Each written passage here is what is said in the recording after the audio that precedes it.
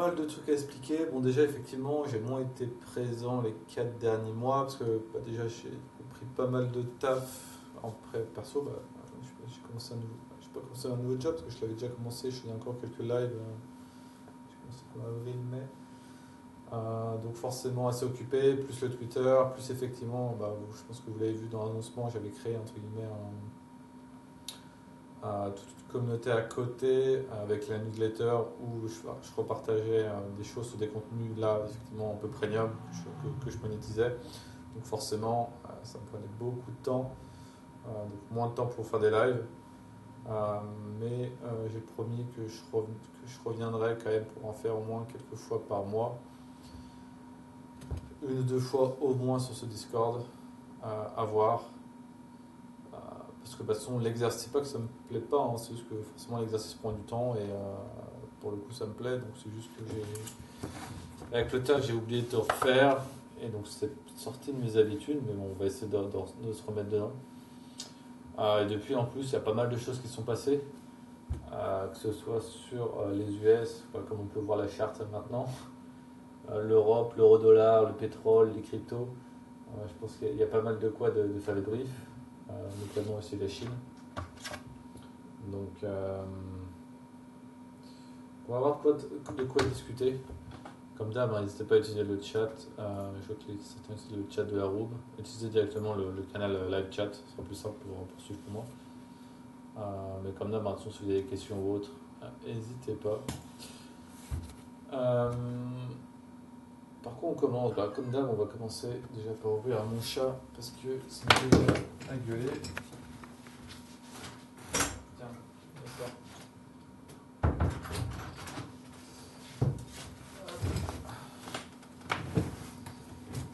Hello the Panther. Du coup, US, on va parler de quoi? Ce que j'ai pas fait, US, pétrole n'a pas trop bougé, euro-dollar a pas mal bougé, les cryptos bougent pas mal aussi. Peut-être parler un peu de stock picking. Et puis déjà on verra un peu la suite. J'ai pas les taux là-dessus. C'est peut-être parce que. Tac. C'est pas celui-ci.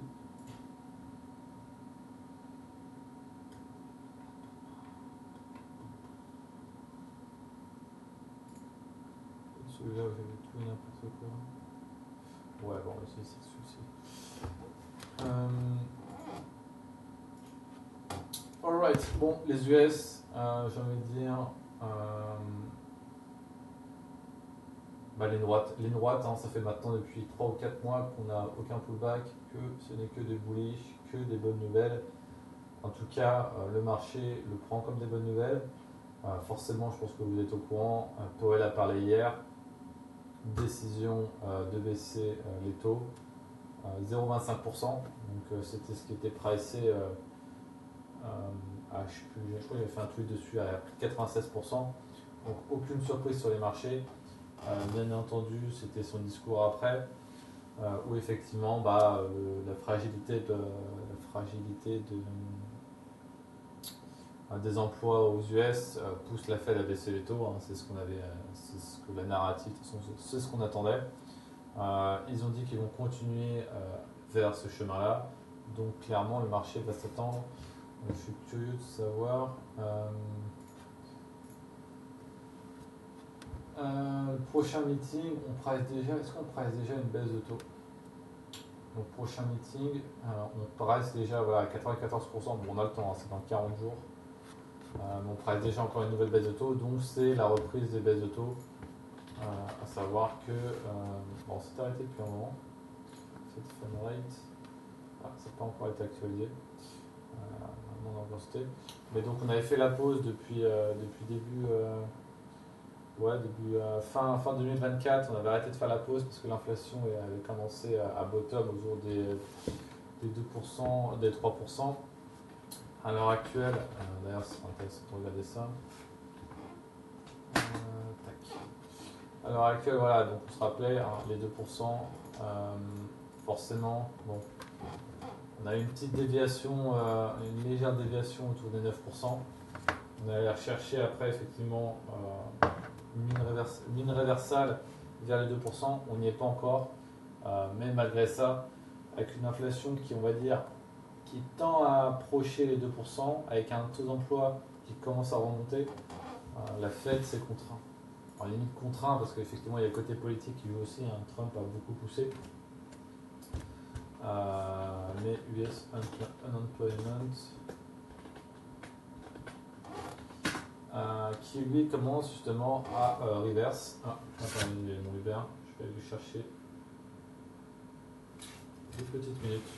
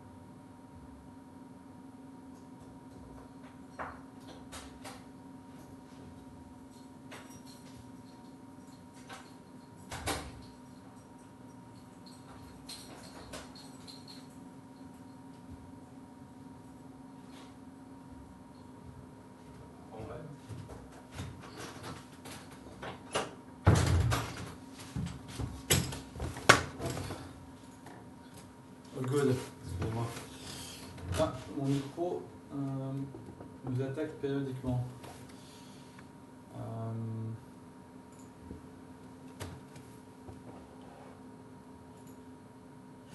C'est normal parce que j'étais carrément sur le mauvais micro.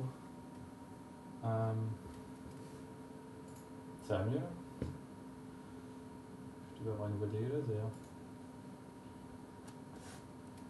Ouais, tu m'étonnes, j'étais sur le micro de la manette de PlayStation 4 qui était à côté.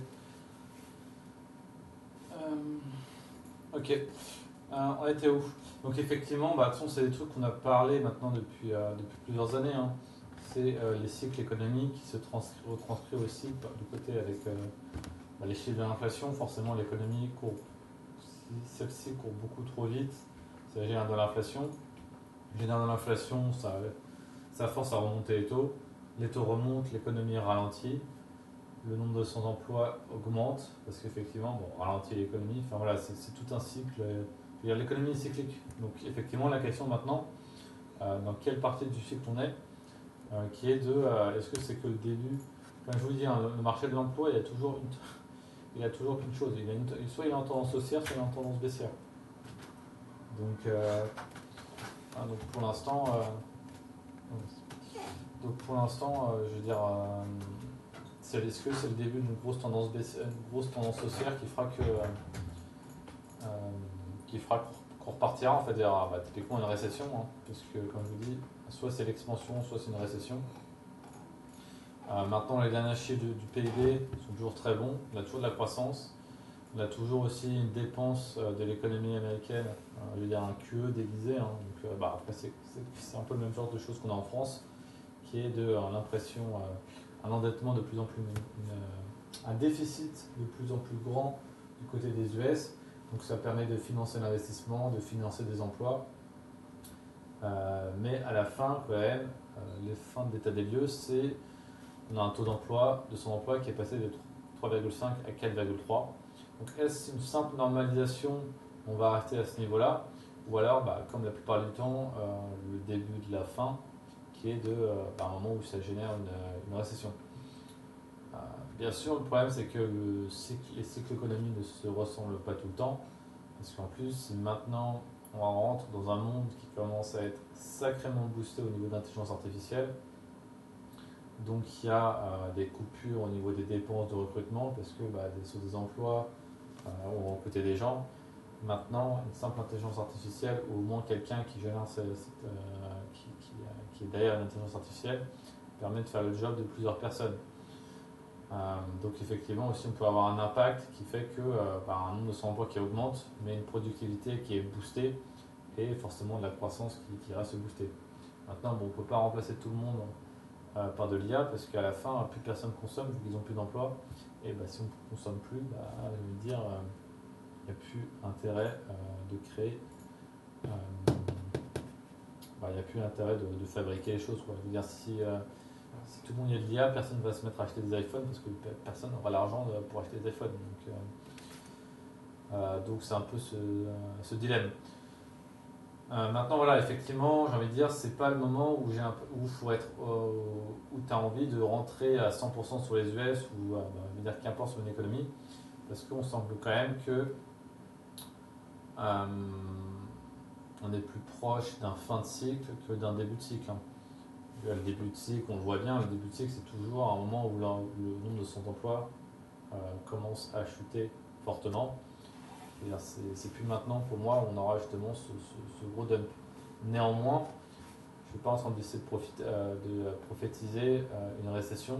C'est toujours pareil, c'est pas une question de noir ou blanc, c'est une question d'allocation, à être agressif ou non au niveau des portefeuilles. Et pour moi, c'est difficile d'être ultra agressif en termes d'allocation quand je vois justement à quel niveau de cycle on est. Je pense qu'on peut même en reprendre, je ne sais pas si vous vous rappelez, au niveau des spread charts. Tac. Je ne sais pas si vous vous rappelez, mais typiquement c'était un peu ça qui donnait le timing souvent de récession, qui était typiquement quand la courbe de taux, j'oublie le terme, se désinverse, pardon. Quand la courbe de taux se désinverse, donc typiquement le 10 ans passe nettement au-dessus du 2 ans, qui fait que ça génère une récession. Parce que typiquement, on va couper fortement les taux courts, parce que on a besoin de baisser. Donc c'est la Fed, hein. La Fed, elle a un impact sur les taux que sur les taux courts. C'est les taux interbancaires que la Fed décide de baisser. Derrière, ça impacte forcément les taux genre à 2 mois, 3 mois, c'est 1 an ou 2. Mais on va dire les taux très longs, donc le 10 ans, 20 ans, 30 ans, eux ne sont absolument pas contrôlés par la Fed. En tout cas, pour l'instant, non. C'est encore une autre discussion que je pourrais venir après. Mais à l'heure actuelle, rentrer dans un cycle économique où la Fed baisse les taux, pour ça c'est un peu compliqué. Parce qu'on est quand même dans un monde où on a l'inflation qui est toujours autour des 3%. On a effectivement des signaux qui disent que l'économie ralentit, enfin, juste au niveau de l'emploi, hein, parce qu'au niveau du PIB, on reste quand même sur une grosse des gros chiffres du PIB, de croissance du PIB. Néanmoins, la Fed se met à baisser les taux, ce qui pourrait possiblement pousser à la spéculation et continuer à pousser les marchés vers le haut, parce qu'on est dans le timing on restimule l'économie alors qu'on est dans une économie de fin de cycle, ce qui fait que typiquement c'est un peu the one last ride avant le pit stop, quoi, le mur. Pas le mur, mais donc en fait les éléments sont absolument pas, s'alignent pas forcément pour avoir une position ultra agressive, en tout cas sur les US. Néanmoins, pour l'instant, le portefeuille reste quand même assez pondéré US, la crypto aussi, hein, donc on va pas se mentir. Une allocation US, enfin une allocation crypto revient à avoir une allocation US.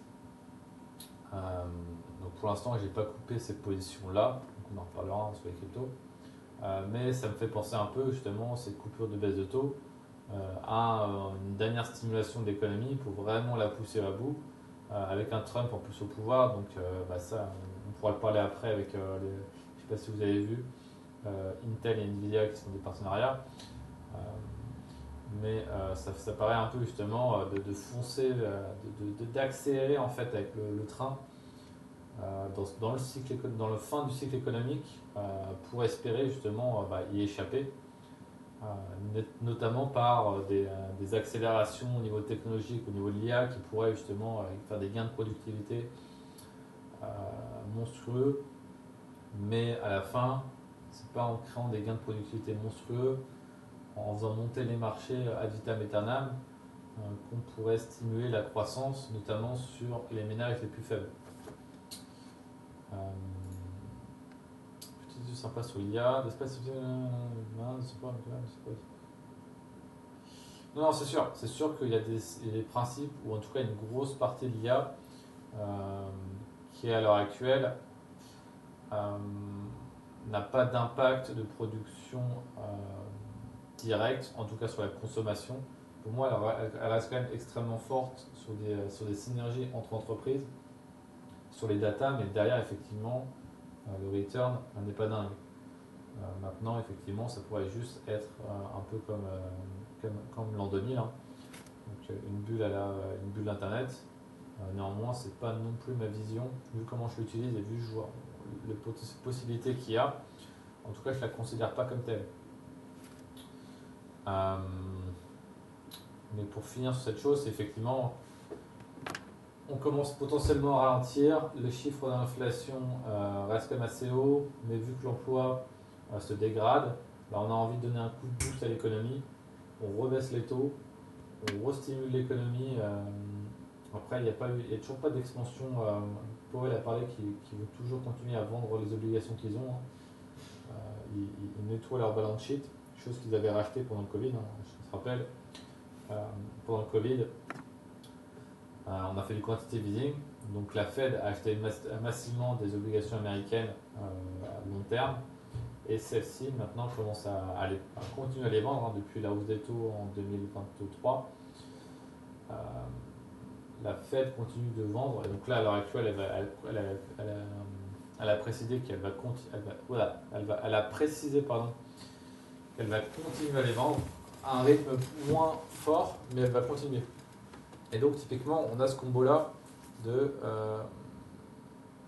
dual mandate en fait. C'est le dual mandate de la Fed, c'est contrôler l'inflation et contrôler l'emploi. Chose que nous en Europe, on n'a pas du tout. En Europe, nous, c'est essentiellement l'inflation.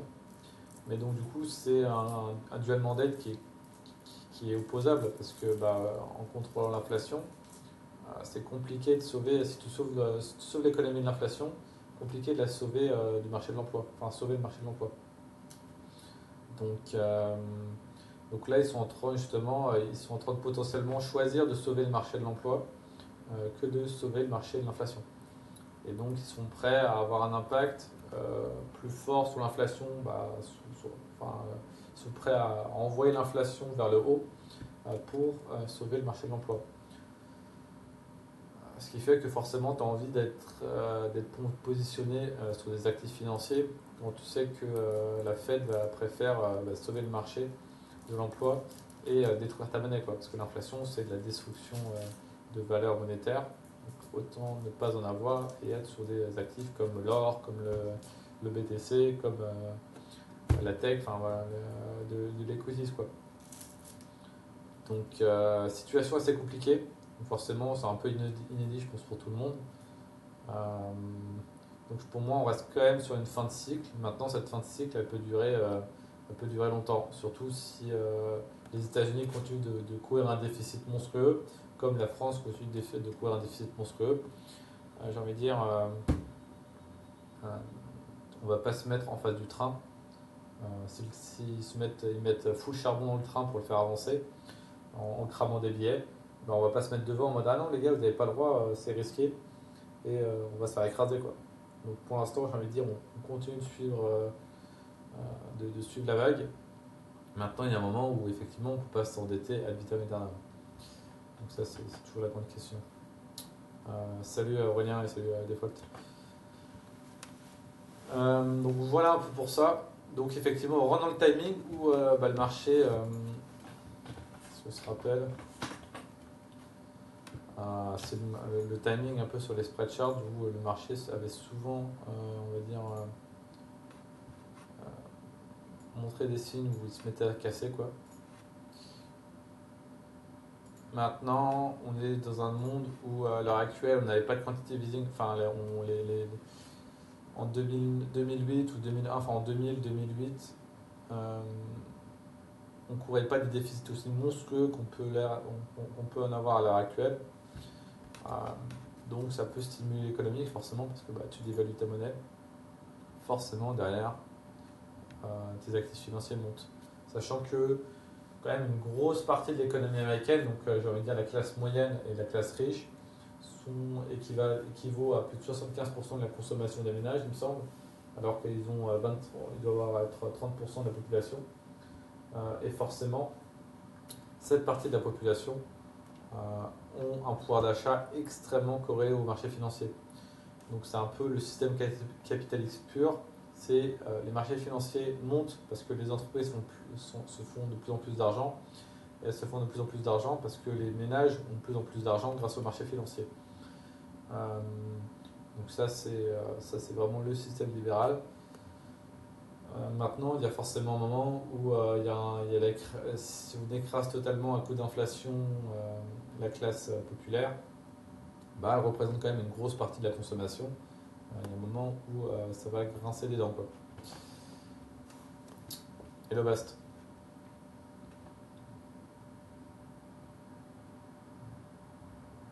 Je sais pas, j'avais vu une étude, je sais plus c'est quoi le chiffre, mais en tout cas il me semble qu'il y a quand même une grosse partie.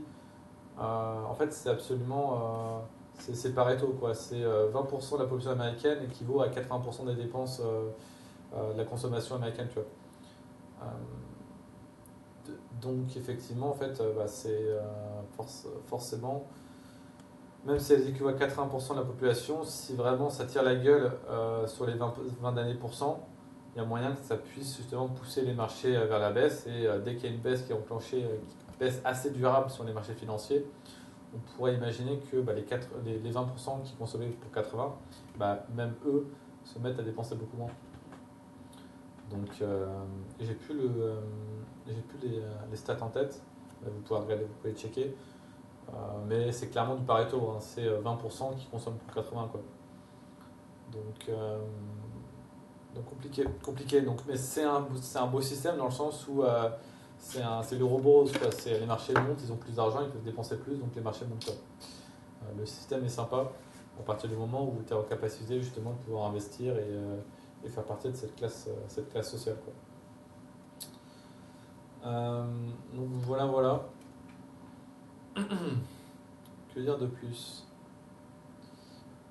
Donc effectivement, il y a il y a aussi effectivement une classe d'actifs qui se fait extrêmement plaisir en ce moment. L'or, un monde où on prend de la dette pour prendre de la dette, on fait quoi? Des déficits monstrueux, que ce soit en Europe, que ce soit en Asie, que ce soit aux États-Unis. L'or monte, sachant qu'en plus, il y a des pays qui commencent à se retirer un peu du dollar. Bon, je ne vais pas aller jusqu'à de la dédollarisation du système financier, parce que je ne pense pas qu'on en est là. Mais en tout cas, effectivement, la Chine en utilise beaucoup moins, et beaucoup moins acheteuse de dette américaine. Elle se concentre beaucoup plus sur de l'or. Donc on peut le voir quand même, il y a des gros afflux massifs au niveau de l'or, ce qui fait que sur l'or et les matériaux précieux en général, hein, le silver aussi s'est mis à accélérer. Tout ce genre de classe, quoi, commodities. Voilà un peu pour cette partie. Le dollar, forcément, derrière, on dévalue énormément le dollar. Et ça, c'est marrant parce que cette charte, je l'avais dessinée il y a longtemps. Elle a extrêmement bien marché. J'aurais dû la suivre encore plus. Je ne l'ai pas suivi assez. Mais c'est clairement quelque chose qu'on avait anticipé depuis un moment. Et on a parfaitement réalisé ce qu'on avait anticipé. La question maintenant, c'est quoi la suite? On est revenu quand même sur une grosse moyenne au niveau du dollar. Il y a encore un peu de marge.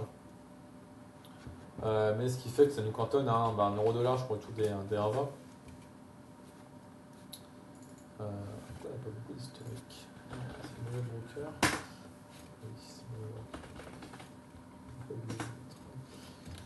Qui fait effectivement qu'on revient presque à une moyenne. Maintenant, je vais pas vous mentir, on peut pousser à 20, à 25. Je commencerai à douter qu'on puisse aller beaucoup plus haut. Surtout au niveau de la crise de la dette qu'on a aussi, qu'on risque de se taper bientôt en Europe. Surtout au niveau de la France, hein, qui est forcément un gros détenteur de l'euro, de la stabilité de l'euro. On n'a pas une crise de la dette en France, mais quasiment quand même. Alors, en même temps, une crise politique, bon, ça c'est autre chose. Mais je pense que le plus gros de la chute du dollar et la montée de l'euro-dollar, c'est fait. Maintenant, ça ne veut pas dire qu'il faut re-shift tous ces euros en dollars. Je pense que ça reste quand même extrêmement intéressant d'avoir un panier de ces différentes currencies, quoi.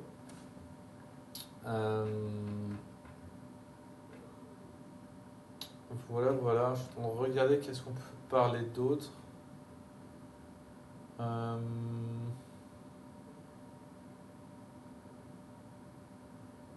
sais pas si vous avez des questions ou autres. Les actifs, potentiellement. Je peux passer au crypto en soi.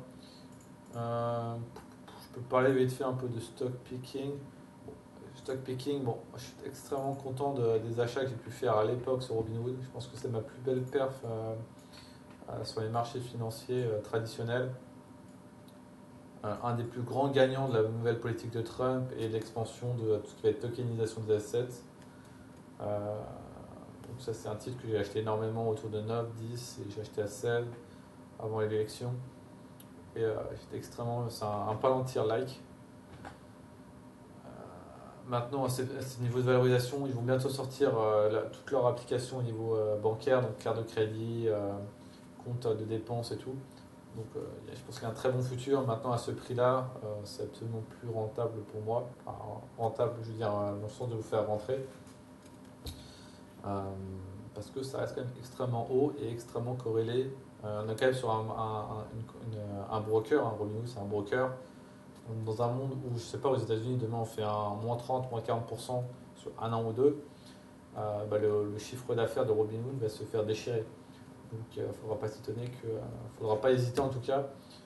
Moi, c'est un des actifs en tout cas que je peux vous conseiller à mettre dans une watchlist, qui est dans un monde où on fait un gros pullback sur les US, si vous voulez racheter pour la hausse des actifs qui risquent d'être beaucoup plus performants que le S&P, typiquement Robinhood sera sûrement un des premiers en haut de ma liste, parce que forcément, une entreprise qui fait de l'argent, plus le marché monte, elle se fait défoncer quand il y a un pullback. Par contre, c'est la première à remonter dès que les US remontent, quoi. Enfin, dès que les indices et les marchés en général remontent, quoi. Uber pour l'instant continue à dérouler, c'est pas dingue non plus en termes de rendement. Maintenant, j'aime énormément la narrative, je le trouve encore à un prix totalement abordable. C'est quelque chose que moi j'utilise énormément au quotidien. L'un des gros risques effectivement pour Uber, ça va être tout ce qui va être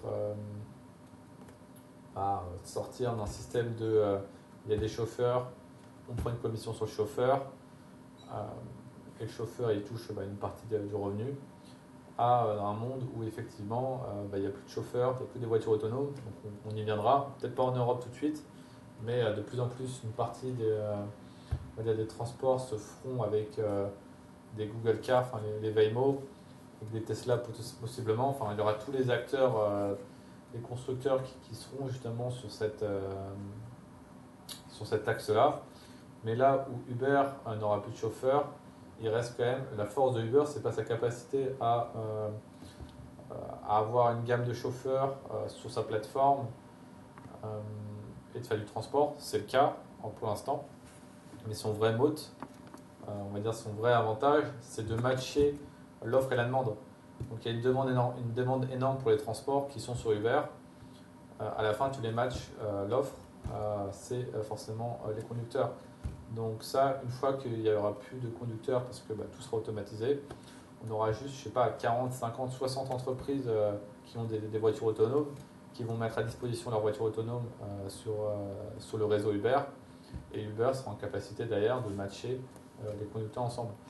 Donc ça forcément pour moi, là où le marché pour moi trouve un risque systémique à l'entreprise, je trouve que c'est justement un des grands gagnants plus tard. Sans parler aussi effectivement de ce qui est un des trucs les plus rentables sur Uber, c'est la partie Uber Eats. Les magasins, que ce soit pour le grosserie ou les restaurants, qui payent qui payent déjà effectivement pour être en top tendance des restaurants du moment. Et surtout, d'ailleurs, Uber prend forcément une com sur le panier moyen des gens. Donc ça, c'est une entreprise pour moi que je crois encore fortement à long terme et que les risques systémiques pour moi sont complètement overblown.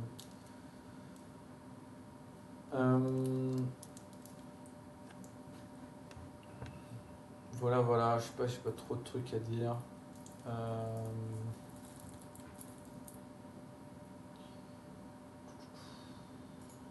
Amazon reste quand même pareil, je suis très confiant sur le dossier à terme, que ce soit AWS, donc le cloud, que ce soit la plateforme Amazon, que ce soit aussi au niveau de la robotique. On investit énormément en robotique, donc c'est quelque chose que je dis énormément avec toute la communauté justement sur la newsletter et les formats que je fais, avec la construction du portefeuille qui s'est fait sur la thématique robotique. Forcément, Amazon est une des grosses positions sur le portefeuille, parce que Amazon reste quand même un des leaders mondiaux en termes de robotique, et justement, ça sera un des acteurs qui ont le plus gros intérêt à mettre en place la robotique. Forcément, quand tu fais de la logistique à haut niveau, comme le fait Amazon, que tu as des centaines de milliers de travailleurs, les robots vont faire en sorte justement de pouvoir améliorer la productivité.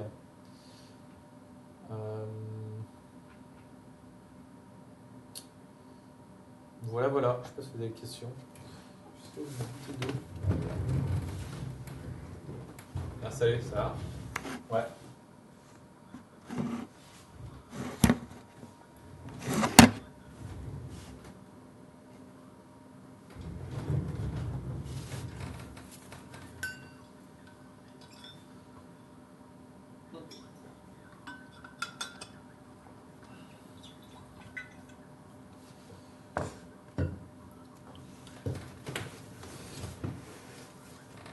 C'est possible, c'est possible. Après, effectivement, à l'heure actuelle, Google, enfin Waymo, c'est les plus gros acteurs, mais ça reste quand même extrêmement isolé, donc ils tournent que dans quelques villes. Et pour l'instant, ils sont totalement associés avec Uber. Mais on peut imaginer un monde, effectivement, où tu vas sur Maps, tu vois le truc, et il te match avec une voiture Google. Je veux dire, c'est un risque. Maintenant, à l'heure actuelle, je veux dire, pour l'instant, c'est extrêmement loin, c'est extrêmement compliqué, enfin, en tout cas, d'imaginer ça. Mais je veux dire, c'est un risque systémique totalement viable. Je veux dire, vu que Google, comme on est en capacité de sous-estimer ce qu'a fait Google, donc je répète, on était le premier à enterrer Google, le marché était le premier à enterrer Google au niveau de la partie recherche, etc. Google a remontré encore et encore sa capacité à pouvoir innover et pouvoir intégrer et pouvoir devancer des différents acteurs. Donc je pense que pour moi, effectivement, peut-être que Google arrivera à faire en tout cas son market share de voitures autonomes directement via Maps, parce qu'effectivement Maps, on va dire, c'est pas une application que tu télécharges. C'est pas une application que tu télécharges en plus, parce que tout le monde a un Maps sur son téléphone. C'est ça, effectivement, mais après la question, c'est est-ce que Google va avoir 90%, 99% du marché des voitures autonomes? Je pense pas.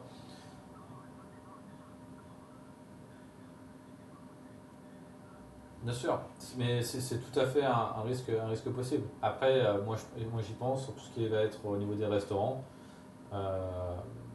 C'est aussi une des grosses forces de Uber, c'est la capacité à matcher avec tous les restaurants. Mais peut-être que même Maps arrivera à faire ça. Je veux dire, il y a énormément de possibilités. La question, c'est aussi de voir où justement on va target ces entreprises-là. Pour l'instant, ces entreprises, Google, Target se met tous les Waymo roulent essentiellement sur le réseau Uber. parce que c'est là où les clients sont. Mais dans 10 ou 15 ans où vraiment on a une vraie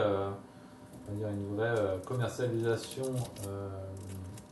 des voitures autonomes, on peut imaginer que Google il arrête de faire ces partenariats avec Uber et se lance tout seul.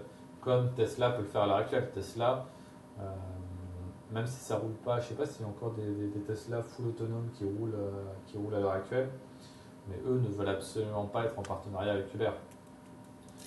Donc, je veux dire, il y a des risques. En tout cas, à l'heure actuelle, je veux dire, c'est tellement loin que si Uber continue à grossir à 20-25% de croissance par an, ce qu'ils font, je veux dire, ils ont quand même un bon futur. Mais je suis totalement d'accord, hein. Il y a clairement des synergies qui pourront se faire à terme. Je veux dire, Google a clairement été sous-estimé et je pense que des 7 plus grosses entreprises, c'est une des qui a le plus gros potentiel en tout cas. En tout cas, je trouve que le potentiel est plus gros que là où Apple est, quoi. Je veux dire,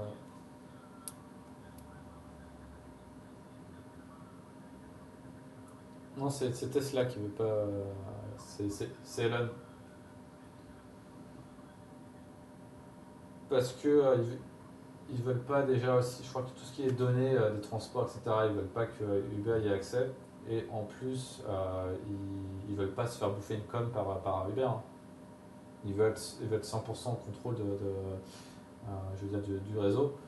Donc effectivement, une des forces aussi de Uber, c'est une fois que tu as plug, on va dire, les Google, Hyundai, enfin toutes les entreprises comme ça, ils sont en capacité après Uber de revendre ces données-là à droite à gauche. Enfin, je ne sais pas encore exactement le modèle et ce qu'ils vont faire autour de ça. Euh, mais clairement, il y a des avantages plus que juste prendre une taxe sur la course. C'est effectivement les données, hein, et on ne va pas se mentir, les données maintenant, euh, je veux dire, c'est l'Eldorado, ouais. Donc voilà. Non, non, donc c'est sûr, à l'heure actuelle, c'est clairement peu cher. Maintenant, effectivement, dans 5 ou 10 ans, il y aura des questions sur effectivement le business model, là où Google sera capable de sortir totalement de Uber, où ça se trouve, tous les gens auront tellement l'habitude d'aller sur Uber qu'ils n'iront jamais commander sur Maps. C'est possible. Mais c'est compliqué, on va dire, hein, de flairer ces tendances, ces changements de tendance sur les 5-10 prochaines années, quoi.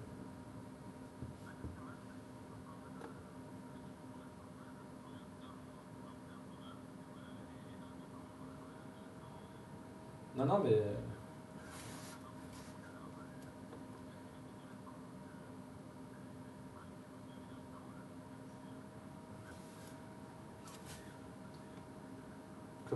commander la cour. Ouais, bien sûr, non, mais c'est totalement. En vrai, je pense que si nous on y pense, ils y pensent aussi à terme, hein. Donc c'est certain que effectivement, on va dans le resto, on a un bouton, on commande et on commande soit à bouffer ou on commande, on va dire réservation, plus la Veimo arrive et on y va, quoi. C'est totalement quelque chose qui peut se faire à terme. Maintenant, la question c'est est-ce que les gens auront cette habitude-là ou ils resteront totalement chez Uber. Ça, effectivement, ce sera intéressant de voir dès que Google va commencer à roll out, on va dire, cette option-là. Ce sera intéressant de voir effectivement directement l'impact qu'il y a. Ça se trouve d'un coup, en fait, je vous dirais effectivement short Uber, long Google, et c'est comme ça qu'on joue, hein. Sur le Uber, sur Google qui ouvre des market shares de Uber. Ça sera intéressant de voir ça. Où ils utilisent leur propre soft, où ils ont joué la concurrence, ils ont aussi signé avec Lyft pour une nouvelle ville. Ouais, ouais, ils signent avec 2-3 villes, enfin il y en a plein. On parle surtout de Waymo. Non, tu veux dire que Waymo a signé avec Lyft. Yes. C'est ça, hein. Le but, je pense que le but de Google, c'est pour l'instant de ne pas avoir le monopole, d'utiliser leur propre software. C'est de faire découvrir aux gens la Waymo, les rassurer, parce que forcément, je pense qu'on sera le premier à ne pas avoir trop confiance à rentrer dans ce genre de véhicule. Euh, donc, être en capacité de proposer cette option sur l'endroit où il y a tout le monde qui est situé, hein, donc Uber, ça permet aux gens de s'habituer à cette technologie-là pour qu'après, ensuite, on peut imaginer que, que Google n'a plus besoin de Uber pour trouver les clients. Mais son Google joue le long terme, hein, ça c'est certain. Voilà. Je sais pas si vous avez d'autres questions sur les autres equities, sinon on peut passer crypto.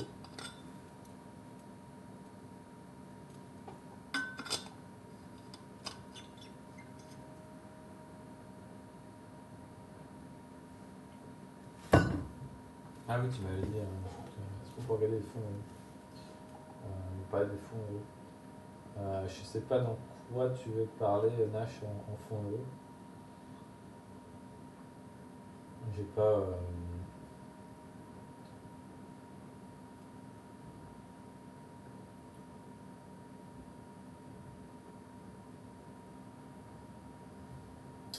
La rentabilité, c'est une bonne question, je ne sais absolument pas à l'heure actuelle ce que donne les fonds euros. Ah, les risques, bon, je pense que. Ouais, effectivement, je pense que quand tu veux dire risque, les fonds euros, effectivement, quand vous placez l'argent en banque, je pense que vous êtes les premiers à le savoir maintenant, que vous perdez la possession de votre argent. Vous donnez 1000 euros à la banque vous dit ok, je vous les garde. En attendant, celle-ci, elle va les placer sur les obligations françaises, sur des produits, pour se faire une rentabilité. Bon, des produits liquides, hein, parce que forcément, si on a envie de sortir le lendemain les 1000 euros, ils se voient à d'être liquides. Maintenant, il y a effectivement des risques au niveau rentabilité, il y a au niveau des risques dans le monde où on a un problème de crise de la dette. Comme je dis, je pense que pour l'instant c'est encore overblown. Même si effectivement les taux français montent parce qu'on n'a toujours pas de budget, on est toujours incapable de dépenser autant que ce qu'on gagne, voire moins. Il y a toujours cette question des risques au niveau de la dette. Pour l'instant, je veux dire, il n'y a pas de. On le voit sur les spreads et tout, il n'y a pas de risque apparent. C'est toujours mieux parce que bon, c'est a priori toujours mieux que de garder sur le compte courant.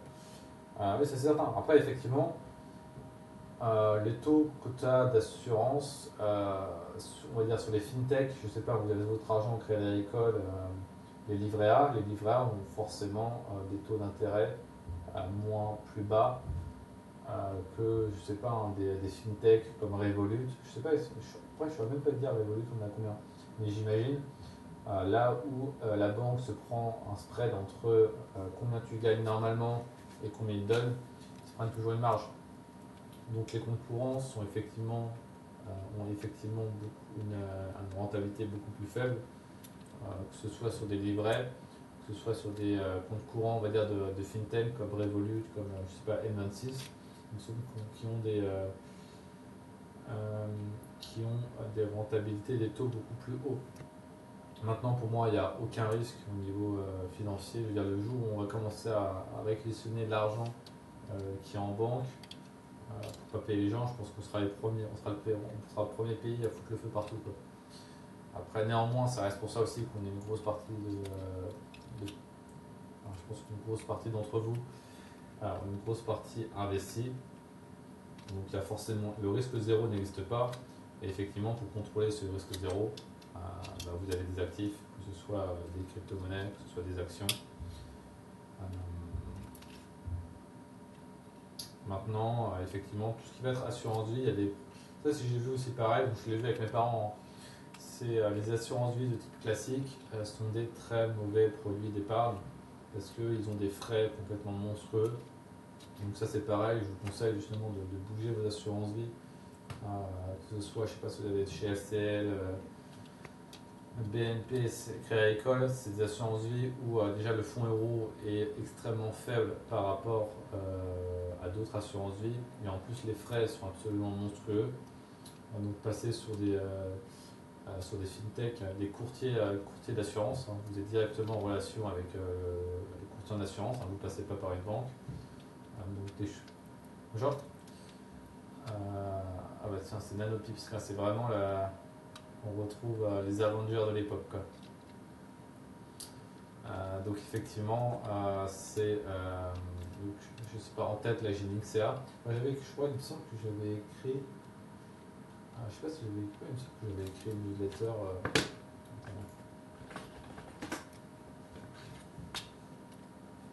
suis pas fou quand même.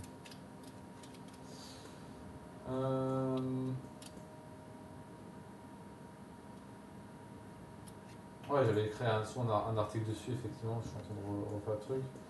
Oui, effectivement, un monde où les assurances vie, où vous avez des frais monstrueux, que ce soit sur les versements, que ce soit les frais de gestion, que ce soit les frais sur les ETF, que ce soit les frais d'arbitrage, sont assez monstrueux, donc pousser, et justement en plus les frais des comptes courants, les fonds euros sur ces produits-là sont extrêmement accablés de frais. Donc si je peux avoir un conseil de vous dire, c'est effectivement vous renseigner, de bouger votre assurance vie, parce que dans un monde où on se fait bouffer par les frais, il y a des alternatives avec beaucoup moins de frais, et c'est exactement la même sécurité, que ce soit Fortuneo, que ce soit Nexea. Vous n'avez pas votre argent, en fait vous n'avez pas votre argent sur ces plateformes-là.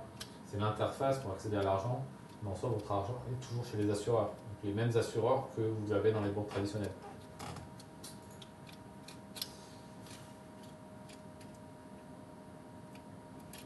Surtout quand pour le moment, de ce que je vois, quand on fait frais plus inflation, la perf est proche de zéro sur les fonds euros. Bien sûr, si vous êtes sur des produits, on va dire sur les banques classiques, déjà vous êtes bourré de frais, plus l'inflation. Ce qui fait que, de toute façon, ce que je dis, c'est dans un monde où si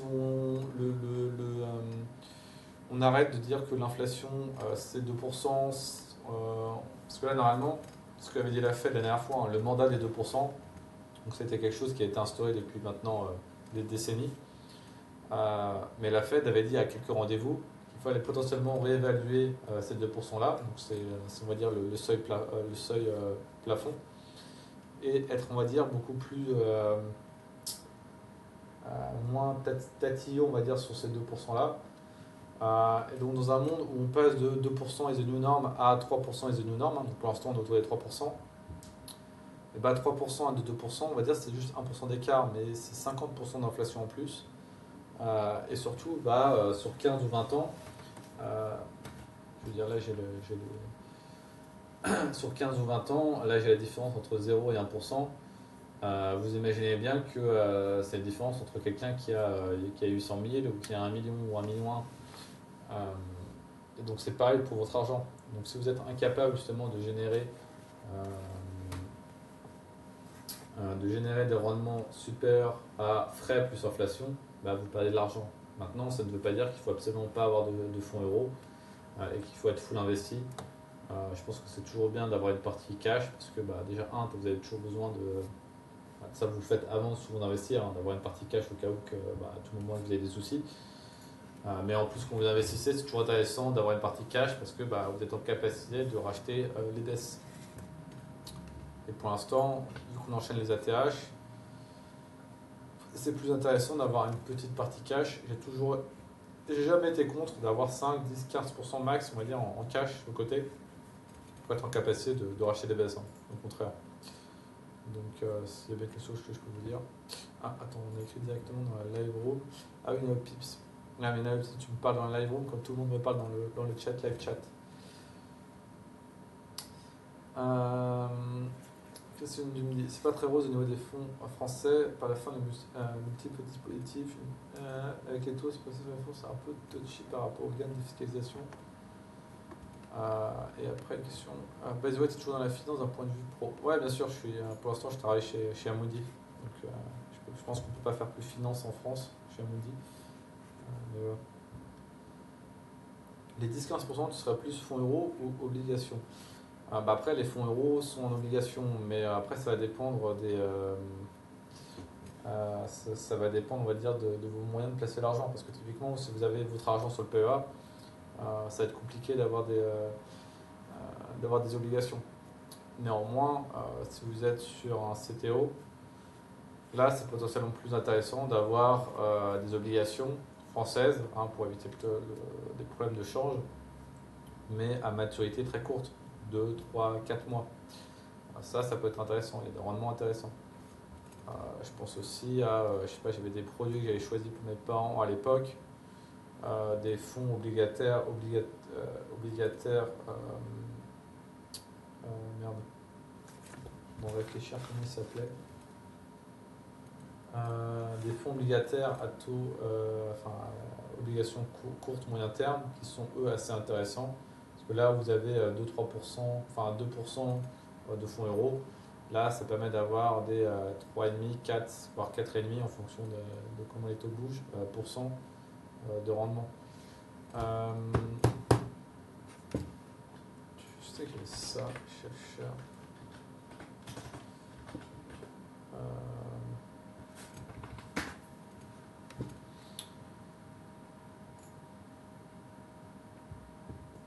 Genre voilà, Share Short Term, c'est des produits obligataires où forcément, bon, ils ont un peu déconné au niveau des slides, c'est un peu dégueulasse.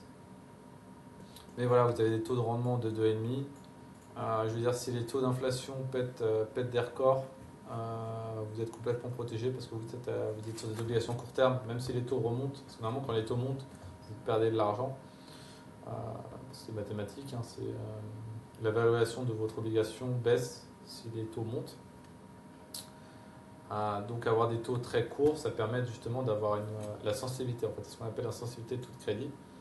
Enfin, sensibilité des taux, c'est que si maintenant on prend les taux montent de 1%, donc ce qui est énorme, vous n'aurez qu'une perte de 0,10, je ne sais plus s'il faut multiplier. D'ailleurs, il faudrait que je regarde, je ne sais plus si c'est en pourcentage ou pas. Mais en tout cas, vous aurez une performance beaucoup moindre. Regarde, on peut imaginer par exemple entre 2021 et 2022, les taux ils ont explosé. C'est plus ça, non, pardon. Entre 2020 et 2021, les taux ils ont explosé à la hausse. Le produit il a perdu 2%, quoi. Donc on a quand même une extrêmement solidité en termes de justement. Une solidité en termes de volatilité de prix parce qu'on est sur des obligations court terme. Donc là, typiquement, durée de vie 0,5. Donc c'est 6 mois quoi, en moyenne. Donc ça permet justement de booster un peu votre fonds euro. Donc ces produits-là sont intéressants. Maintenant, je ne sais plus c'est combien les frais. Voilà, c'est 0,3%. Donc il ne faut pas faire des allers-retours. Il ne faut pas acheter et vendre 10 fois dans l'année, forcément, parce que ça va bouffer vos perfs. Mais c'est intéressant justement pour suivre Lester, hein. Lester qui est le taux interbancaire. Donc ça, c'est les taux de la Fed. Et donc là, effectivement, par exemple, le but de ce fonds-là, c'est de surperformer l'indice, l'indice étant le taux interbancaire. Donc pour l'instant, historiquement, ils ont réussi vraiment à gérer le truc.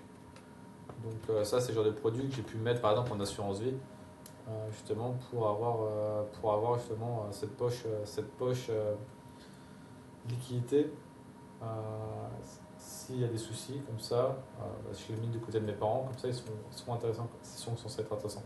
Ils seront en capacité d'acheter les dips, quoi, en fait, typiquement. Il y a plus de volatilité sur les taux de long terme vs court terme, donc, alors qu'en théorie c'est censé être l'inverse. Oui, ouais, bien sûr, ça après c'est. On va dire c'est le new norm quoi. Je veux dire, on monte les taux, on baisse les taux, maintenant c'est le fouet quoi.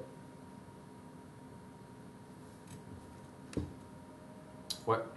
Donc ce genre de produit c'est intéressant. Après effectivement c'est des choses que j'en parle pas du tout, mais si c'est quelque chose qui vous intéresse plus, des bons produits on va dire à mettre en assurance vie, je suis toujours partant de vous faire une liste justement sur les fonds euros.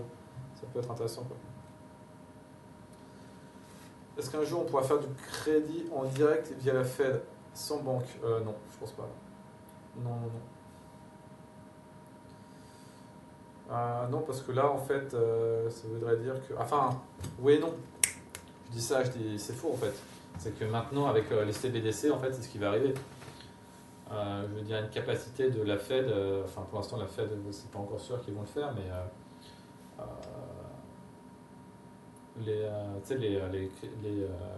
les Tether et compagnie là. Les CBDC, non, c'est pas ça, c'est pas ça l'acronyme. C'est effectivement les euros digitales ou les dollars digitales qui permettra justement, la Fed, d'un seul bouton, la Fed pourra imprimer et envoyer une somme monstrueuse d'argent. Et la question à terme qui se posait, c'est que en Europe, est-ce que justement on donne la possibilité aux gens d'avoir directement accès à ce réseau-là. Donc il y a des discussions dessus. Je pense que c'est une hérésie. Après maintenant, quand on sera capacité de faire des virements, des centaines de trillions de dollars d'un réseau à tout le monde grâce à la blockchain, peut-être qu'on n'aura plus besoin des banques pour ça. Mais normalement, la vraie création monétaire se fait au niveau des banques, donc des banques régionales. Quand vous prenez des emprunts, c'est ça la vraie création, c'est quand la banque crée de l'emprunt. C'est pas celle que la Fed imprime.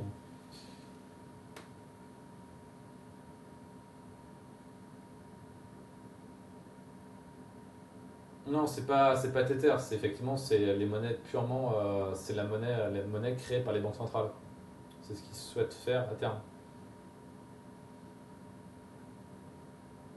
Et maintenant, ce sera intégré dans Swift. Enfin, je sais pas exactement comment ils vont faire, mais c'est des vraies discussions qu'ils veulent faire.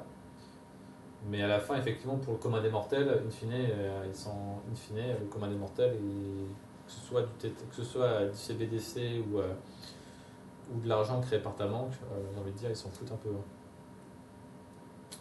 Ouais, Trump ne veut pas du tout de CBDC, mais on va dire que dans 5 ou 10 ans, quand il sera plus là, on finira par y aller. Je veux dire, c'est certain.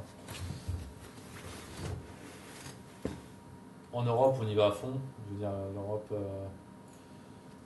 les stablecoins, les US iront aussi. L'Europe sera en avance. Je sais pas si on sera en avance longtemps. En tout cas, nous, ce sera ultra régulé. Alors qu'aux US, je pense que ce sera la fête. Ouais, c'est la monnaie numérique de banque centrale. C'est des stablecoins en fait. Si, c'est fondamentalement ultra intéressant parce qu'ils ont un contrôle total avec un ledger beaucoup plus puissant que juste avec le réseau Swift. Je pense qu'il y a un vrai bon technologique. Je pourrais pas te le pitcher en 2 minutes, même en 20 minutes. Mais apparemment, ça reste quand même extrêmement intéressant que ce soit en termes de coût ou en termes de contrôle. Un vrai contrôle. Je sais pas, typiquement, on sera en capacité avec le CBDC de te forcer, on te vire 2000 balles et dans le code on te dit, eh ben, tes 2000 balles, tu seras obligatoirement obligé de les dépenser dans ça, ça et ça. Chose qu'on ne peut pas faire à l'heure actuelle avec les cartes bleues. On aura un contrôle total sur le moindre euro de ce que tu vas en faire. Donc, non, non, le niveau bancaire, je pense pas que ça change grand chose, mais ça augmentera, ça utilisera un layer de contrôle supplémentaire, quoi. Je veux dire, ce sera beaucoup plus simple de reverse des transactions et tout. Enfin, je veux dire, je pense qu'il y a quand même. Si l'Europe y va à fond, c'est que tu doutes bien qu'il y a quand même anguille sous roche, hein, parce qu'on n'est pas les premiers à innover normalement. Ouais, exactement.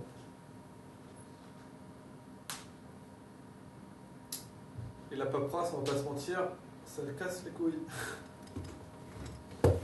Non, mais ça, c'est l'euro numérique, le stablecoin, etc. Non, c'est ce qu'on veut dire, à mon avis. C'est c'est anecdotique pour le commun des mortels, mais je pense qu'il y aura des dérives que les gens n'imaginent pas et qu'on sera en capacité, justement, quand je te dis, on sera en capacité de contrôler totalement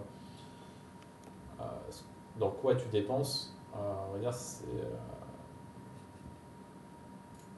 quand même sacrément intéressant, c'est quand même sacrément important, quoi.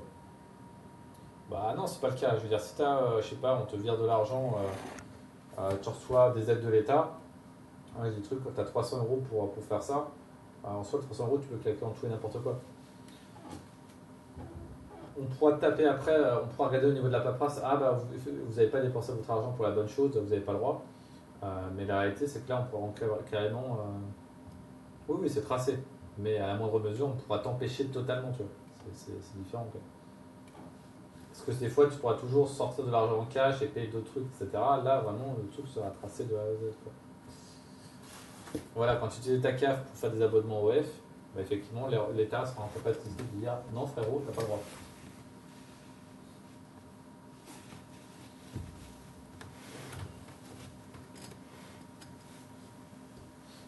Bah, il y a un contrôle, mais il n'y a pas effectivement le contrôle ultime, quoi. Euh, voilà. Bon, je suis à 1 heure de live. Ce qu'on va faire, c'est qu'on va passer un peu côté crypto. Euh,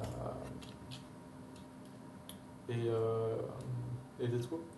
Let's go. Allons faire chuter les cryptos. Du coup, ça va être des tokens euros de type NFT. Bah, je sais pas si vraiment on peut dire NFT, peut-être. J'ai pas la terminologie précise. Je pense que A sera plus en capacité technologiquement t'expliquer. Je sais pas si on peut considérer ça comme des NFT. Mais, euh, mais oui, chaque token sera register sur le truc. Donc ils seront en capacité justement de déterminer qui possède quoi, tu achètes dans quoi ou où. Enfin, il y a plein de choses, quoi. Mais je suis pas sûr qu'on peut appeler ça des non-fungible tokens.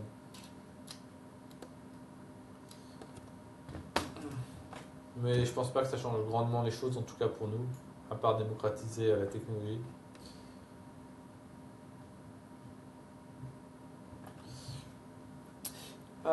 Voilà. Bon, les cryptos. C'est comme les US, il n'y a pas de dip, en tout cas récemment. Donc le total, on est sur quoi? On est sur la grande vadrouille. On monte. Les nuages, sky is the limit. Mais à la fin, c'est complètement caricatural, enfin, c'est complètement comparable à ce qu'on peut avoir du S&P, hein. En tout cas, depuis l'année dip, c'est une ligne droite sans nom, parce qu'effectivement, il y a une très forte corrélation, hein, ça a toujours été montré, hein, une très forte corrélation des cryptos. Des fois, la corrélation se brise pendant quelques temps, mais la réalité, comme je l'ai toujours expliqué, BTC, ETH, je ne sais quelle connerie, c'est indexé au Nasdaq et au S&P. C'est juste leveragé, quoi. Donc pour l'instant, les US enchaînent des records de hausse, et ben le BTC ou les autres cryptos. Bon, il y a juste le BTC en tout cas enchaîne des records de hausse.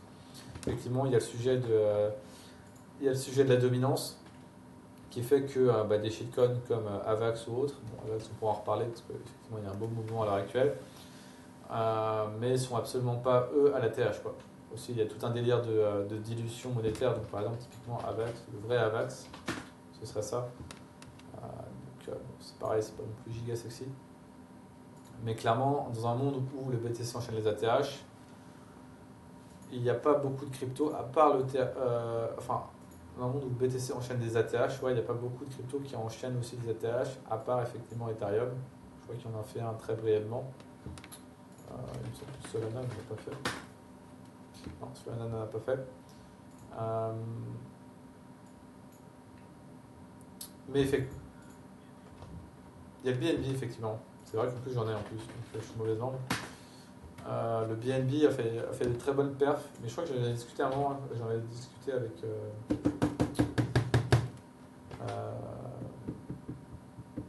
putain, j'ai un trou de mémoire. Avec Onslate, voilà, bon, j'ai dû checker le nom. Je connais son nom IRL, mais pas son nom, j'ai oublié son pseudo. Mais avec Onslate, le BNB était sacrément intéressant parce qu'il avait une configuration. Par exemple, si on vous dit, si vous étiez en mode l'ETH c'était bullish au niveau, je sais pas si vous faites ETH BTC, vous dites ok, bah c'est intéressant, on a eu le rebond et tout.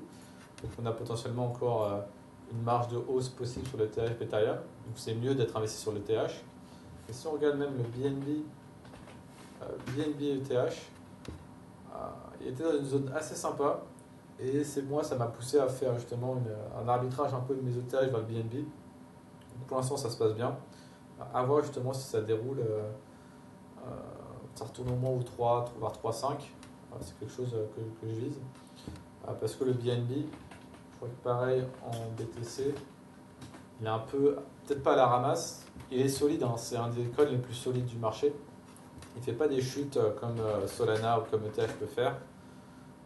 Lui, quand il chute, on va dire c'est à moindre mesure, 70%. Là où effectivement, des coins comme ETH ou Solana prennent beaucoup plus cher. Et c'est notamment dû au fait que BNB a un système de rachat d'actifs comme les entreprises. Donc il y a toujours, on va dire, un bid, il y a toujours des acheteurs, on va dire, sur le token. Parce que la plateforme elle-même rachète ses tokens. Donc on peut voir sur BNB ETH, pareil, BNB BTC.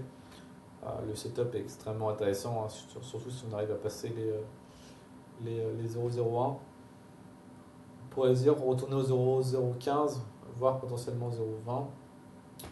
C'est des targets que moi je me suis donné. Toi tu me montres Ruth DAX. Toi tu es aussi le chef le roi des spreads. Ton graphe sur les Ruth DAX. Plus intéressant BNB que SOL. C'est une bonne question.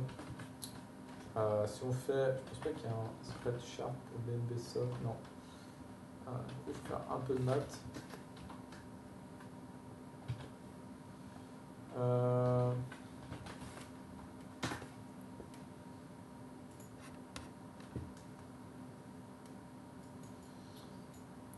Typiquement, on peut voir que, ouais, effectivement, on pourrait dire que le BNB semble potentiellement plus intéressant à acheter que le Solana. Je n'ai pas regardé la charte, on a une idée.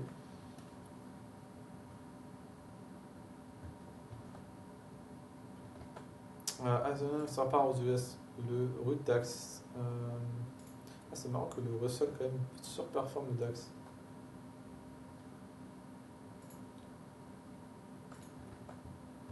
Après le RUT qui est effectivement le Russell, l'indice qu'il ne faut jamais acheter aux US parce qu'il se pète toujours la gueule, il ne monte jamais. Mais en tout cas, effectivement, à l'heure actuelle, il performe mieux que le DAX. Et donc, effectivement, maintenant que tu me l'as montré, BNB Solana, c'est peut-être plus intéressant. Donc, je vais peut-être potentiellement aussi swapper quelques-uns de mes Solana en BNB. Donc, le BNB semble quand même avoir un bel avenir, même s'il a fait un ATH. Vu qu'il a été beaucoup plus résilient, il n'a pas eu une folle période haussière. Donc, potentiellement, avec le breakout à l'heure actuelle, on peut imaginer que le BNB retire vers le haut, même par rapport au Solana. Donc actif intéressant pour jouer les spreads entre les actifs en fait. D'ailleurs je sais même pas si je regarde, bon ça c'est un peu juste parce que j'en ai un portefeuille, donc ça m'intéresse toujours. BNB AVAX.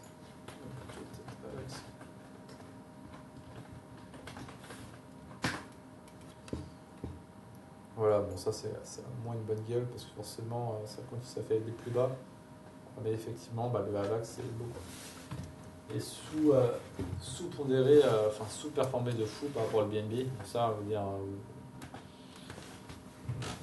classique, on va pas se mentir, depuis les derniers mois, années, on a pu voir la performance du AVAX assez décevante, là où le BNB a toujours été extrêmement résilient et assez fort en période de hausse. Donc, maintenant, on est mauvaise vente avec AVAX, mais je suis bien content parce qu'effectivement, c'est mon troisième ou quatrième altcoin le plus pondéré en portefeuille. Et celui-ci accélère. Donc j'avais renforcé en breakout. La dernière fois qu'on a fait une compression autour des 24. Donc ça breakout. Une des grosses. Je sais pas pourquoi mon VRP déconne. Mais je sais qu'on aura une belle zone ici. Donc potentiellement pour TP. Avoir le pullback, renforcé potentiellement pour le breakout derrière. Peut-être que ça va être breakout en ligne droite comme on a pu le faire avant. Ça après c'est un peu la folie des alt season. Est-ce qu'on en aura une? C'est pareil, rien n'est obligatoire. Maintenant on a une dominance qui a vraiment bien chuté. Donc est-ce que on arrive pareil sur le bottom et on relance encore un coup? Ça ferait très très mal au marché. Ou soit effectivement on donne avec la baisse des taux de la Fed, le marché américain qui s'envole, on peut avoir une explosion de la spéculation, déjà ce qui est un peu le cas aux US, et encore plus justement sur le marché tradi, sur le marché crypto, qui se montrerait avec une dominance qui chute fortement. Est-ce que tu penses que demain les indices US rattrapent le lag? Je parle de Russell parce que c'est la même chose. Les US c'est pas dingo si t'es en euros forcément. C'est pas fou Est-ce que tu penses que ETH va casser son intérêt depuis dans le moyen terme? Pour l'instant, c'était un peu mon. Pour moi, le TH, il a totalement ses chances de casser son ATH. C'est compliqué, ETH, ATH. Mais s'il restait autour justement de cette zone un peu. Je sais pas pourquoi j'ai tracé ces conneries. Je sais pas pourquoi mon VRP il déconne aujourd'hui. Mais, euh, mais effectivement, s'il reste autour de la zone au-dessus des 4000, pour moi, il a tout intérêt de consolider pour enchaîner, quoi. J'aurais eu peur qu'on ait passé au-dessus des 5000 et qu'on ait renvoyé rapidement en dessous. Pour l'instant, on consolide sur les anciens ATH. Pour moi, c'est pas dégueu, quoi. Ça me fait penser un peu justement au BNB qu'il avait fait à l'époque. Euh, on est retourné sur les anciens ATH, on a consolidé et après on relance, quoi.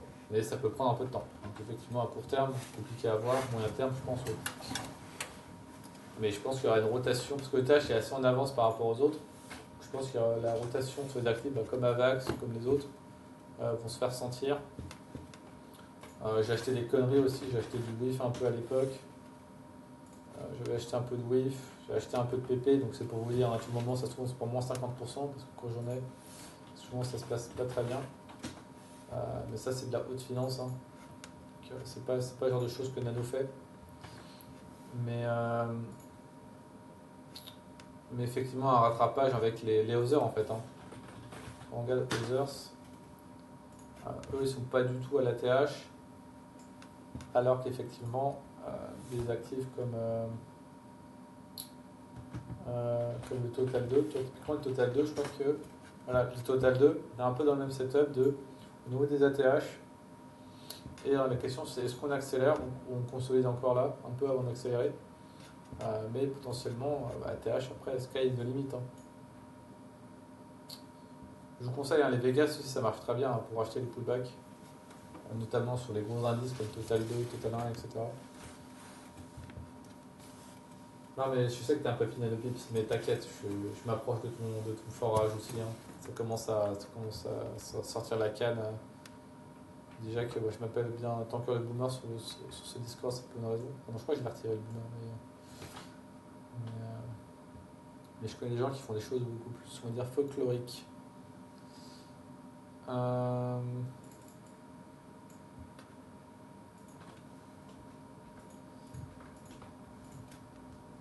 voilà, voilà. Je sais pas si vous avez d'autres questions, soit j'ai fait un peu le tour. Avax BTC, ça a de la gueule. Je veux dire, on arrive par contre sur une zone, effectivement, l'ancien gros support. Est-ce que ça va passer, est-ce que ça va pas passer? La grande question. Maintenant, à tout moment, on peut justement, on accélère, on rebondit là, on enchaîne en haut. Dans ce cas-là, effectivement, il y aura un gros retard. Bon, là, c'est vraiment l'alt season pour Avax, avec une surperformance de 260% par rapport au BTC. Donc, ça fait un peu rêver. Maintenant, comme je vous dis, on arrive pour moi sur un last cycle au niveau des US, qui peut durer longtemps, hein, avec l'impression et tout. Donc la question, c'est est-ce qu'on aura le temps d'avoir tous nos délires sur les cryptos? Je pense que oui. Maintenant, quand je regarde les market cap des alts, market des alts, genre XRP et ça par rapport à toi, j'ai du mal à les voir push par rapport à des tokens entre 1 et 30 milliards. Justement, le boucher, je veux pas sortir des schémas étoiles. Donc, effectivement. Ah bah, Jugel qui devient de plus en plus riche, parce qu'on ne devient pas plus riche en ne vendant pas. Enfin, j'ai oublié, je commence à fatiguer. Mais effectivement, t'as bien raison faut mieux vendre quand ça fait S+10 que quand ça fait -20. Donc GG pour cette épée-là. Mais effectivement, voilà, BNB, Avax BTC, on rentre dans une des grosses zones d'attention. Donc à voir ce qu'il va nous faire.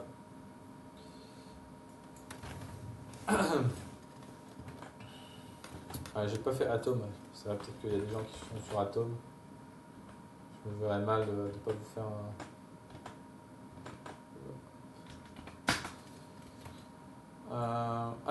Atom en soi, la structure, bon. La structure. Ah, bah.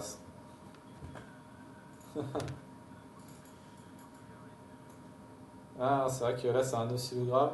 Et je veux dire, un oscillogramme plat, là. Donc à tout moment, il nous fait une quenelle un peu. Ça me ressemble un peu au chart de Intel, quoi. Intel s'est écrasé, il a rien fait pendant un moment, et là, typiquement, je vais pas parler d'Intel, hein. Mais je sais pas si vous avez vu aujourd'hui, je sais pas si tu as vu les Nano. T'as vu ou pas Nano à Intel? Ah bah là, ouais. Boum. Intel qui a fait plus 30% en pré-market. Parce que Nvidia a investi 5 milliards, ils ont acheté pour 5 milliards de dollars d'actions d'Intel. Donc on a la fusion Nvidia x Intel qui se fait avec un partenariat à la clé et tout. Euh, Maintenant, le vrai gagnant de ça, c'est Trump qui décide d'acheter au nom des États-Unis de l'Intel à 21. Après, je pense qu'il tord le bras. Il tord le bras à Jensen pour forcer Jensen à acheter, à soutenir Intel. Hop, il se fait pump son bag. Il se fait un plus 50% sur le portefeuille US. Lui, il joue, vous jouez avec votre argent, lui il joue avec l'argent. Mais ça va se savoir. Non, mais ça va se savoir. Après, effectivement, le timing, on va dire, c'est Trump, hein. Il veut que les boîtes américaines font des partenariats entre elles, touchent l'économie américaine. Donc, je veux dire, je pense qu'il n'y a rien, quoi. Mais effectivement, Pelosi avec Intel, ce serait marrant, quoi. Mais, mais c'est pas lui, hein, qui a acheté de l'Intel, hein. C'est vraiment, il a acheté au nom du gouvernement. Je sais pas si tu avais suivi, hein, le gouvernement avait pris 5% d'actions d'Intel aussi, officiel, quoi. Officieusement. Enfin, officiellement, pardon. Donc, mais ça, c'était il y a quelques mois. Ah bah voilà, typiquement, les US ont investi vers son communisme, hein. Ils ont pris 5%, ils ont acheté 5% des parts de la boîte d'Intel. Donc il l'a fait art of the deal, comme on dit pour Trump. Ils ont acheté vers les 20-21. Non, c'est fake news, ça. Je suis sûr que c'est fake news. Et donc là, forcément, il tend le bras. C'était pour soutenir justement Intel parce que Intel galérait. Et donc, maintenant, quelques mois plus tard, Jensen qui investit, je pense que Trump il a dit ok, tu peux continuer de vendre à Chine, par contre tu m'achètes pour 5 milliards d'actions Intel et tu fais des petits partenariats ensemble. Mais oui, un marché libre, c'est ça qu'on aime. Donc ce sera très intéressant de voir la suite d'Intel. La question c'est effectivement, j'en parlais dans le Discord, qui était de est-ce que Intel va faire ça. C'est juste ils prennent 5%, ils mettent 5 milliards pour le fun et pour pouvoir faire des partenariats, enfin pouvoir mettre Trump dans sa poche, ou ça va vraiment être un accord de longue durée. Officiellement ça l'est, hein, pour que Intel va aider à développer des puces, des trucs de data center et tout. La question c'est est-ce que vraiment ils vont le faire. Euh, Effectivement, d'un point de vue R&D et tout, maintenant, potentiellement, Nvidia peut leur donner des patents à Intel en mode, vas-y, faites-moi ça. Euh, donc ce serait marrant de voir.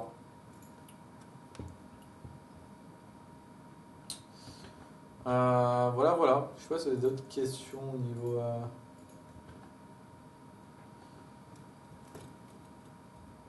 Tout ça pour dire qu'avec ou sans annonce, ça va être dur pour Atom. Oui, pardon, j'ai coupé la parole à quelqu'un qui avait parlé. Ouais, non, mais tu suis plus trop les US en ce moment? Plus trop marché? Ok.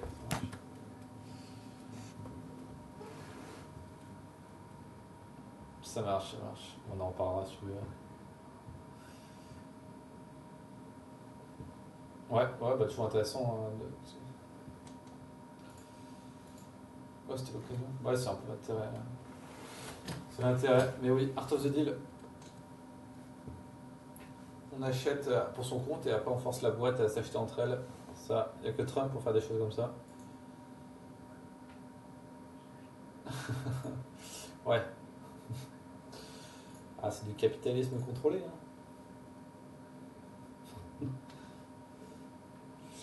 Euh, voilà. Je sais pas pour les autres si j'ai d'autres choses à dire.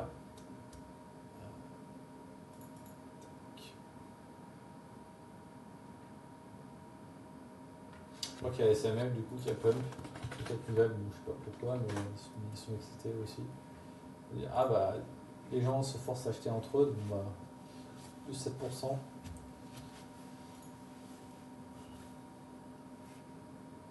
Je crois que ASML, ASMI aussi. Ouais. Le rebond des semi-conducteurs un peu global partout, enfin autre que Nvidia, parce que Nvidia ne connaît pas la crise. Ouais, j'ai vu que ASML avait investi dans Mistral. Bah, tu vois, je pense typiquement, ça c'est le genre de truc que je me dis que c'est le gouvernement européen ou je sais pas quoi qui a. Attends, mais chez ASML, il n'y a pas. Comment il s'appelle notre ancien ministre des Finances là. Merde. Le maire, il n'y a pas Bruno Le Maire chez SML. Je suis sûr qu'il y a une chance sur deux que c'est lui qui a poussé l'idée et des bails comme ça. Mais si, je pense que assurément qu'à SML, il y a Bruno Le Maire qui est chez SML.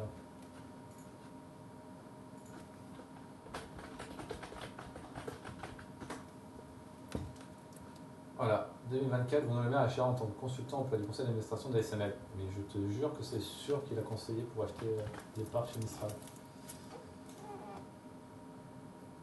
C'est pas son blé, il y a des chances. Non, SML, il y a vraiment Bruno Le Maire.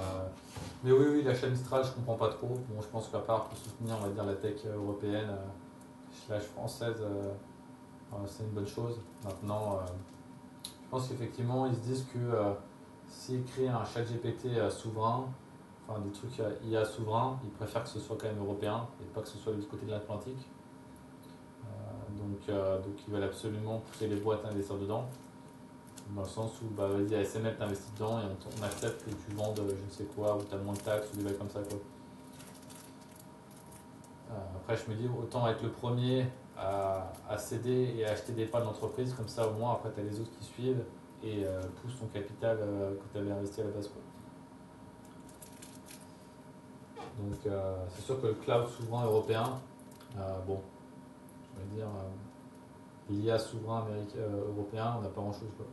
On a OVH pour le cloud à la limite. Non. Ah oui, c'est totalement à perte pour l'instant, je veux dire, c'est clair que c'est à perte. Mais comme tout, hein, ils sont pré-revenus. C'est pas intéressant d'avoir des boîtes qui font de l'argent. Il faut mieux être pré-revenus, comme ça tu sais pas trop le potentiel qu'elles peuvent faire. Du coup, la valorisation est monstrueuse. Donc, ça c'est made in San Francisco, hein, c'est Silicon Valley.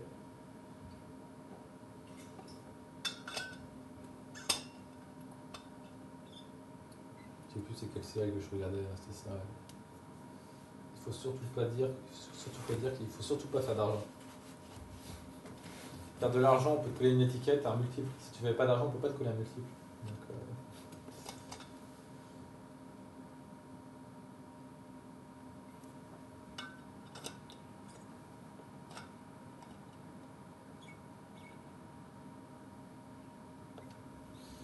ouais, c'est sûr. Non, mais OVH m'était intéressé un peu justement parce que OVH en soi, ah bah tiens d'ailleurs il a pump encore. Je me positionnais, je me demandais d'ailleurs si je le mettais dans mon autre portefeuille, mon autre portefeuille public de l'OVH. Parce que bon là il a accéléré donc c'est vraiment intéressant. Parce qu'effectivement ça reste quand même le seul cloud souverain européen. Donc si les entreprises veulent mettre des trucs sensibles, elles vont le mettre chez OVH, elles vont pas le mettre chez Oracle ou Amazon, quoi. Donc je me dis des boîtes Clever Cloud, ok. Après est-ce qu'elles sont cotées, quoi? C'est toujours pareil. Je te parle en termes de boîte cotée, quoi. C'est beaucoup plus petit, ouais, bien sûr. Donc moi je veux dire, si je veux investir dans le cloud souverain européen, parce que forcément on est en retard, déjà tu achètes forcément du Nvidia, parce que forcément il n'y a que des Nvidia, hein, il n'y a pas d'autres boîtes. Mais derrière, c'est pas vraiment pas mal, je sais pas si ouais, c'est pas cool. Donc OVH semblait être une boîte assez intéressante de ce point de vue-là. Maintenant, j'avais creusé un peu les chiffres, c'est pas dingue. Donc après, c'est toujours pareil, hein, c'est du pré-revenu. Ils font des marges extrêmement faibles. Maintenant, je veux dire, à tout moment, dès qu'ils augmentent leur prix, les clients sont obligés de suivre et ils se mettent à faire des marges beaucoup plus hautes, quoi. Donc,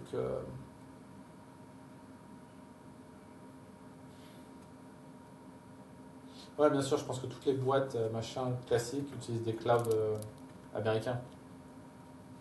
Mais si vraiment tu veux faire du souverain, je veux dire, ça sera sur du OVH, quoi.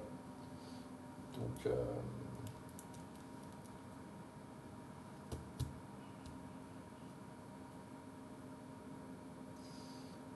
une discussion, lequel est le meilleur là, entre eux.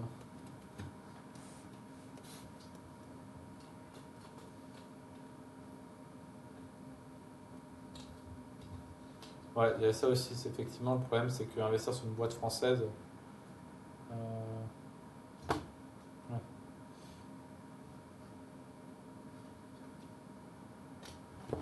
Yep, totalement.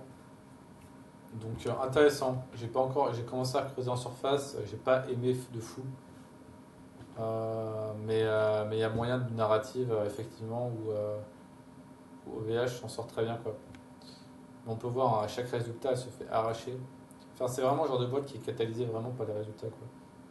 Donc là, non, peut-être qu'il y a eu des news après avant. Mais c'est des boîtes où tu peux quand même perdre facilement 30-40% assez rapidement, quoi.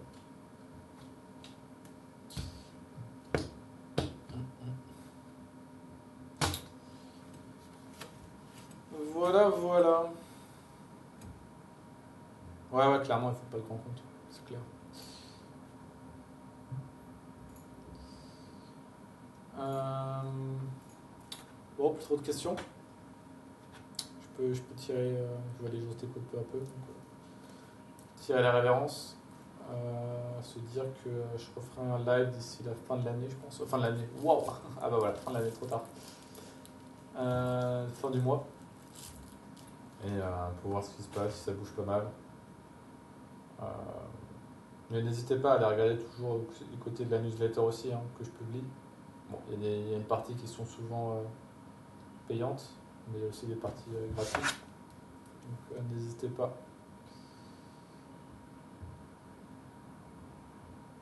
Qui c'est qui m'a appelé là?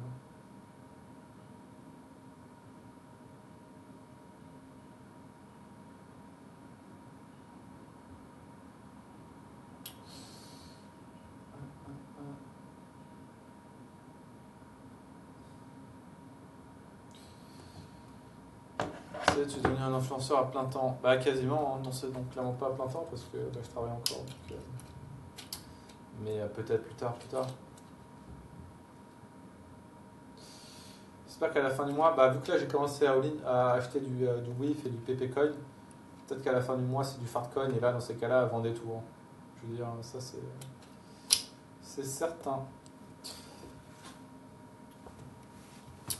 Bon allez, sur ce fut un plaisir. On se refait ça rapidement. Je vous tiens au courant. De toute façon, comme d'hab, vous savez où me contacter. Euh, Chaque MP c'est 5 euros, sinon je ne réponds pas. Voilà, c'est dit. Bonne soirée à vous. Je rigole bien sûr, parce qu'à tous les coups. Et à la prochaine.